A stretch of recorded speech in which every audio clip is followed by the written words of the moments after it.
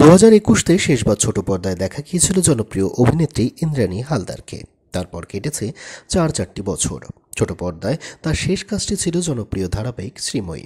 প্রায় 2.5 বছর যাবৎ সাফল্যের সাথে ছোট পর্দায় চলেছিল ধারাবাহিকটি। এমনকি শ্রীময়ী ধারাবাহিকের অসীম সাফল্যের পর এই ধারাবাহিকের রিমেকও তৈরি হয়েছে বহু ভাষায়। বর্তমানে হিন্দি টেলিভিশন দুনিয়াতে চলমান সর্বাপেক্ষা জনপ্রিয় ধারাবাহিক অনুপমা ধারাবাহিকটিও কিন্তু এই শ্রীময়ী ধারাবাহিক থেকে অনুপ্রেরিত হয়েই হিন্দি ভাষায় নির্মিত হয়েছিল। কিন্তু শেষ ধারাবাহিকের এই সাফল্যের পরও কেন সমস্ত রকমের লাইমলাইট থেকে দূরে রয়েছেন অভিনেত্রী ইন্দ্রাণী হালদার? সম্প্রতি আনন্দবাজার.com-এর তরফ থেকে অভিনেত্রীর সাথে যোগাযোগ করা হলে লাইমলাইটে না থাকবার বা আসবার প্রসঙ্গে কিন্তু নিজের মতামত ব্যক্ত করেছেন অভিনেত্রী ইন্দ্রাণী হালদার। অভিনেত্রী জানান, মাঝের কটা বছরে অনেক চরিত্রের সুযোগ এসেছে, কিন্তু কোনোটাও করার মতো বলে আমার মনে হয়নি। বেশিরভাগ চরিত্রই প্রায় শ্রীময়ী ধাঁচের, তাই আমি না করে দিয়েছি।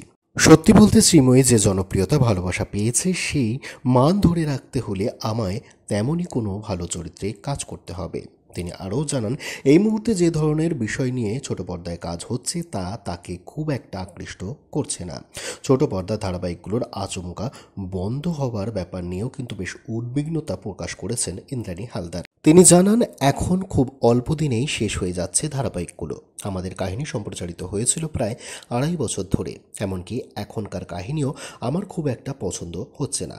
কাজ করতেই হবে বলে কাজ করতে চান না তিনি। তার কথায়, বহু বছর কাজ করছি, তেমন কাজ না হলে করতে চাই না।